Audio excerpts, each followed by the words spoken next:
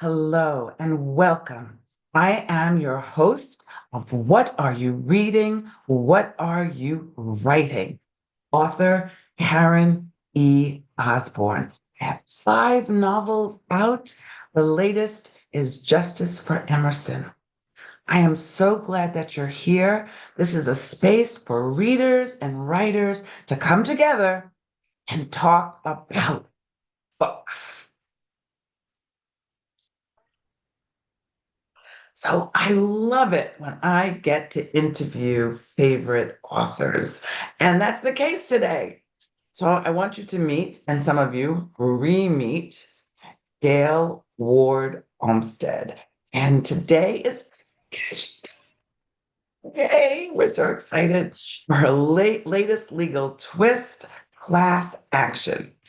Gail writes historical and contemporary fiction, and her Legal Twist series, which she's going to tell you about, is packed with suspense and plot twists. Get the name, Legal Twists, plot twists, complex characters, and there's always romance, which I like a lot.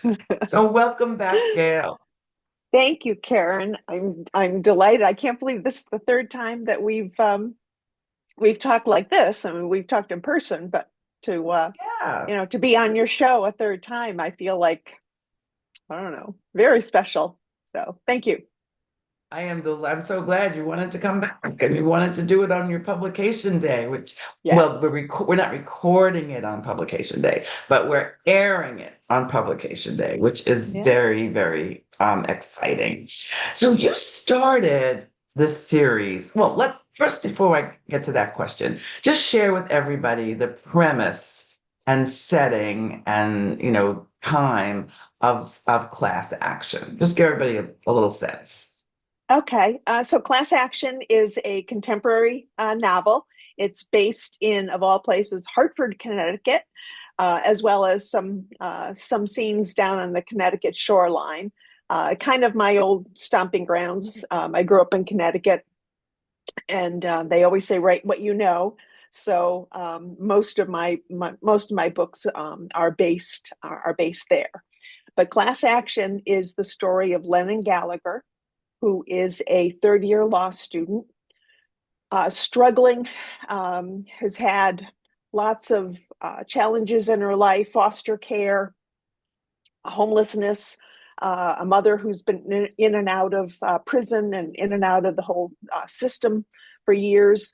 But a few years earlier, she met Miranda Quinn, who was the my heroine in three books, the Legal Twist series that you mentioned.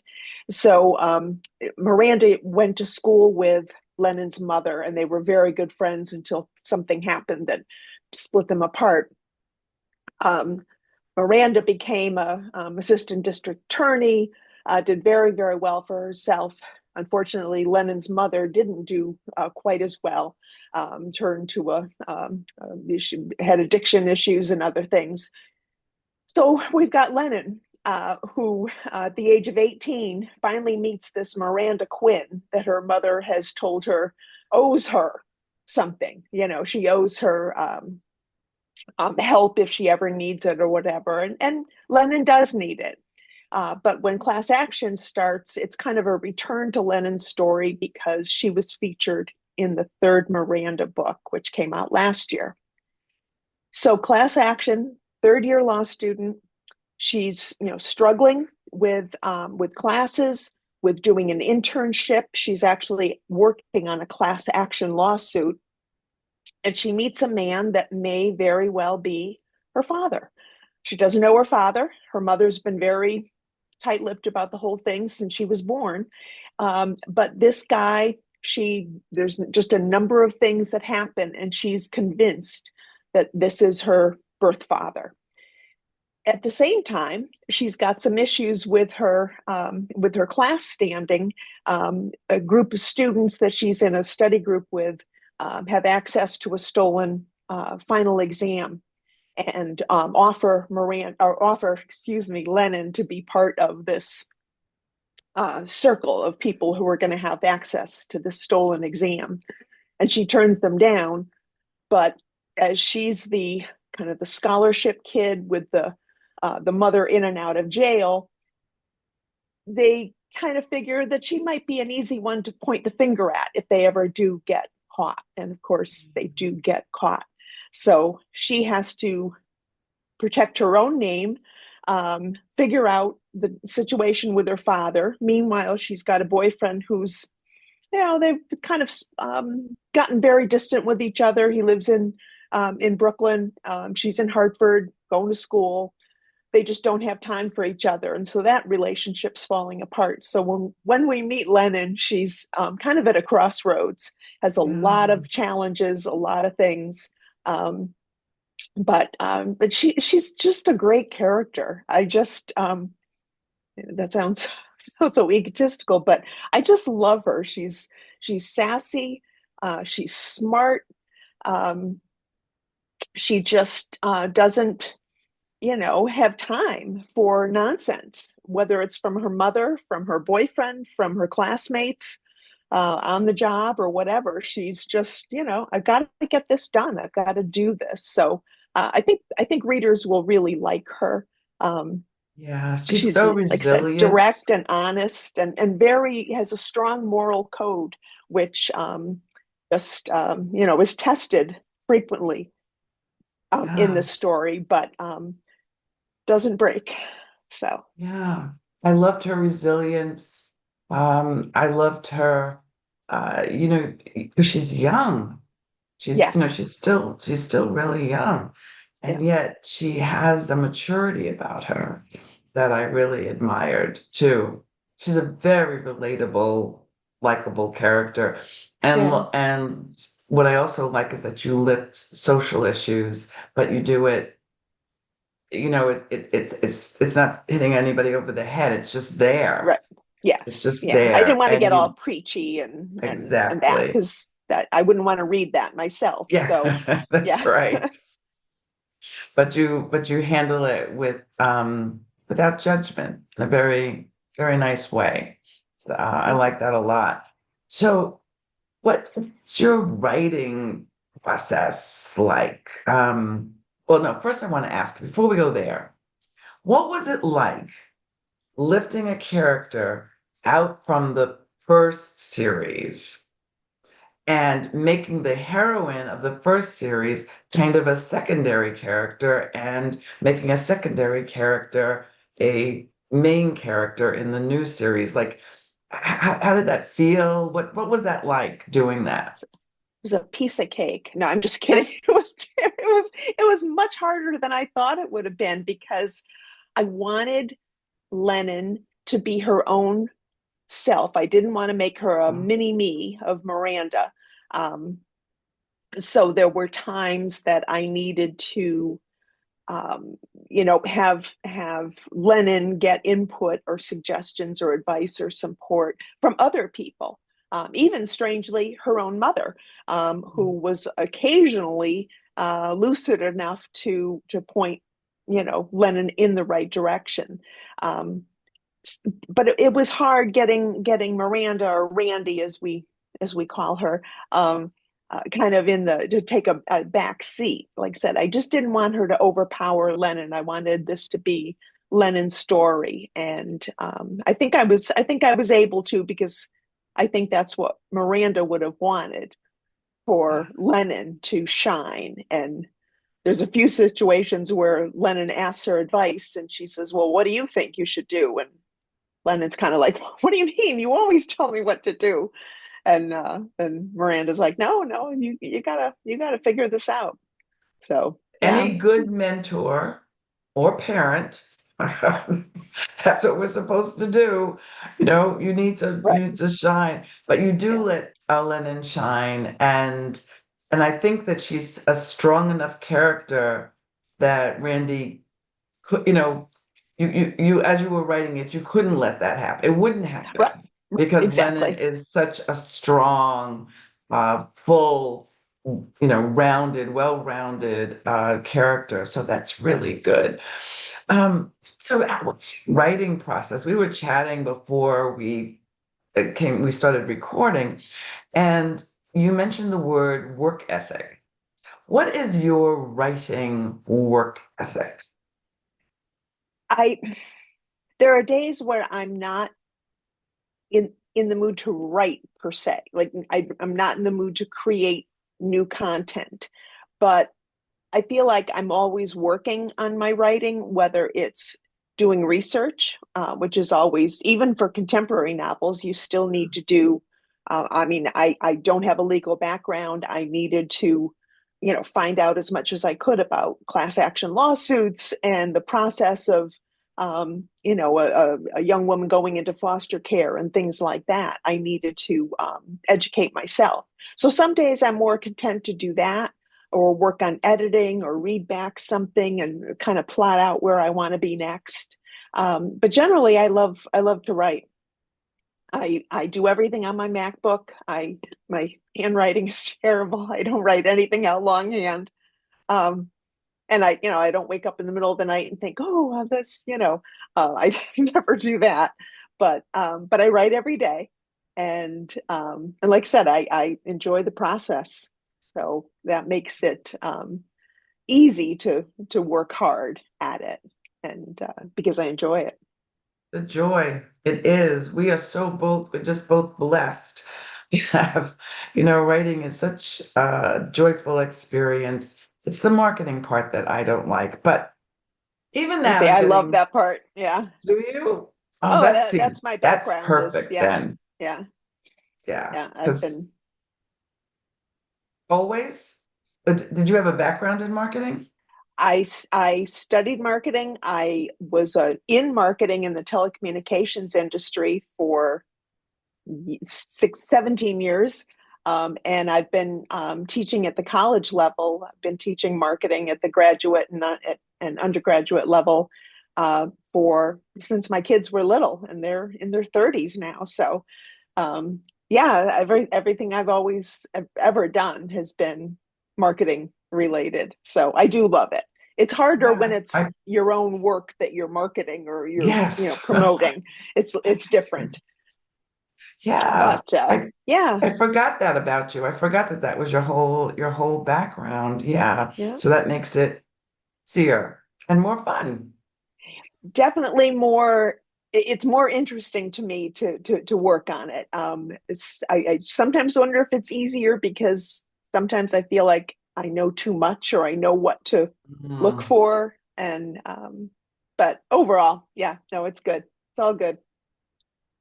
So we have among our viewers, everybody's a reader, otherwise you wouldn't watch this show, but we also have writers that watch. And I had the privilege of being a beta reader for you with two books. So what's the role, for those that don't know, what's the role of a beta reader? What's the benefit? How do you find them? Like, tell us a little bit about that part. Yeah, my experience with beta readers has definitely blossomed over the last several years. I didn't have kind of official early readers for my from my first few books, Mhm. and I think that I now knowing what I know, I couldn't write a book without including in the time frame to allow a cleaned up first draft to go out to for my sequel that I just wrote. That went out to 8 people, including yourself, and I got back feedback that just blew me away. I things that I never would have even noticed.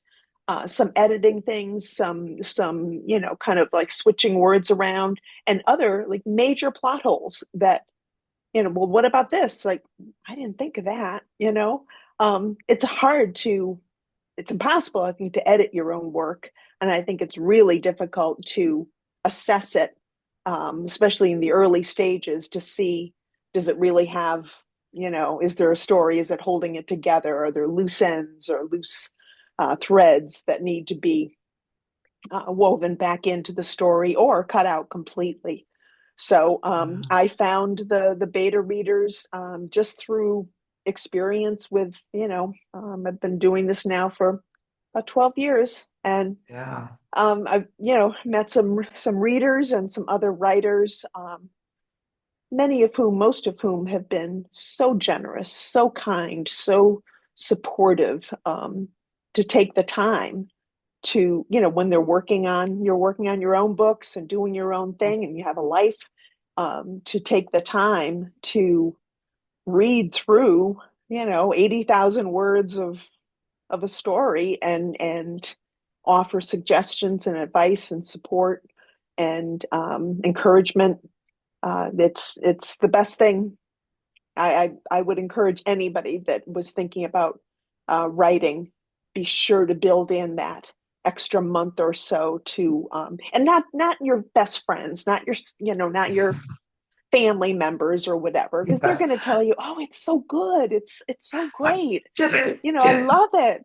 um, and not necessarily other writers, although that's what's worked for me, but people that are strong enough to tell you you're going down this path, and it's not going to interest the reader, or this character is too reminiscent of this other character, or whatever. um, Years ago, my second book driving on the left. It's a mother-daughter trip to Ireland, and I wrote it from the two different points of view, the mother and the daughter. And a very dear friend of mine, Barbara, librarian, best data in the world, she read it, and she goes, I'm going to read you something right now. And she read me a paragraph. And I said, okay, yeah, that sounds familiar. And she said, who was speaking? Was that the mother or was that the daughter? And I said, I'm sure it was the mother, right? And she said, yeah, good guess, but they sound too much alike. And I know there's going to be certain speech patterns or whatever. You're going to, you live together, you're going to pick up and repeat each other.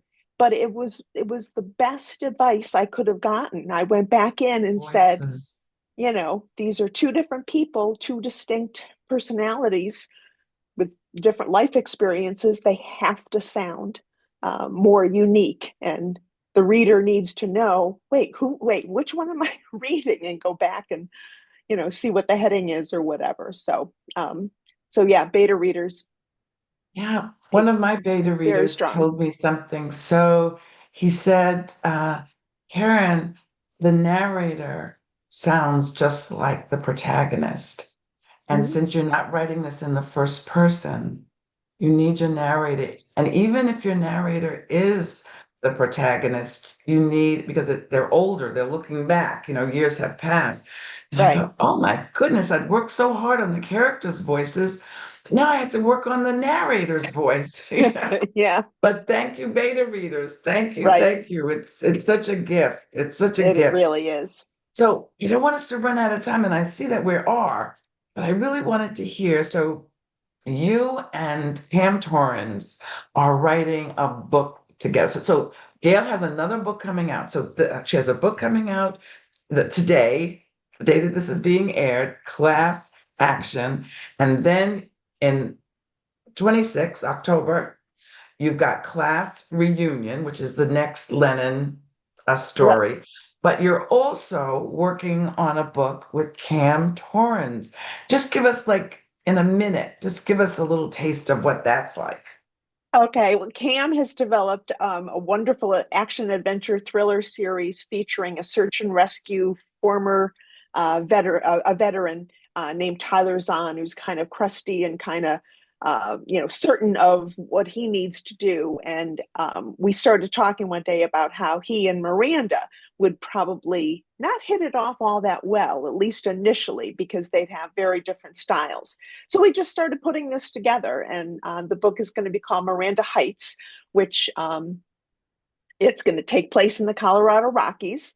And it's a tie-in with my other titles in the Miranda series, which all are Miranda Writes, Miranda Nights, and Miranda Fights, and now Miranda Heights. So she it has to work with Zahn. They have to put their differences and their different styles and approaches aside to work on something really big and life life or death kind of situation. And it's been fun. We're already 11 chapters in, and making a lot of good progress. We have similar writing styles and similar work ethics. And I think readers are going to love it. I really do. I It's love it a already. nice Two of my crossover. favorite authors writing something together. That sounds so cool. Do you have anything, this is what are you reading? What are you writing? So in another minute, could you recommend any books that you've least recently read? Sure. Two books that come to mind. One is The Wedding People, by Alison Esbach. I love that. That Oh, book was did you so love it? funny, It so was good, but so sad good. too. Yeah, Yeah. it was like a transformation of this woman who Yes.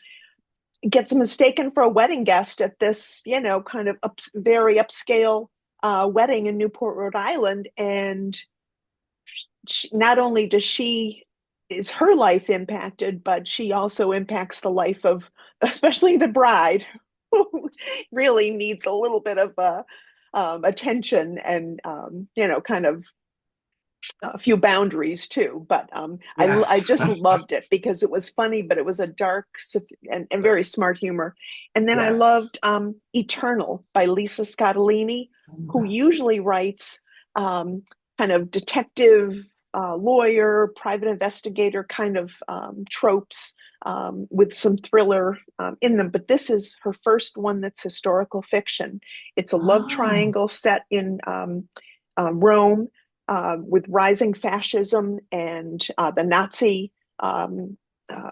occupation in Rome during World War II. And it's three young people. There's a love triangle. It's beautiful. I listened to that book, and it's just a wonderful, wonderful. I mean, it's sad story, but it's just so well told, and so many. I learned more about history. I think in that book than I would by picking up a history book. So, Yeah. yeah, Wow. Eternal by Lisa Scottolini. Excellent, Right. I have to look excellent. that. You just added to my to be read file. My You're file. welcome. So, Gail, how can people? So, of course, you can buy her books every place you buy books. You can go to your local independent store. You can go to your library and borrow a book. You can go to Amazon, Barnes and Noble, any place you buy books. And if they're not there, ask for them. But how can people find you? Easiest place is on my Facebook author page, which is just GW, Gail Olmsted author. Um, um, my email is pretty straightforward, and I do answer all emails. I used to have a separate one for writing, and then I thought I can't separate it in my life, so why should I separate it in my email? It's GWOLMSTED@gmail.com, and I respond, except maybe some of the scammers. I don't respond to all of those lately. Aren't they so crazy? Oh my It's nuts. goodness, it is It's nuts. ridiculous. Yeah, yeah. Well, this has been so much fun. I know that you want to read all of her books. And what's really great about her series, it's really great to start them at the beginning, but you can pick up one of her books any place and you get Yeah. a full story. It's just richer when you've had an opportunity to read them from the start. So please do that. Follow her, read her, write reviews, and let her know that Yes. you met her on What Are You Reading? What Are You Writing? Thanks, everybody, and I'll see you next week. Thanks, Bye. Karen. Bye.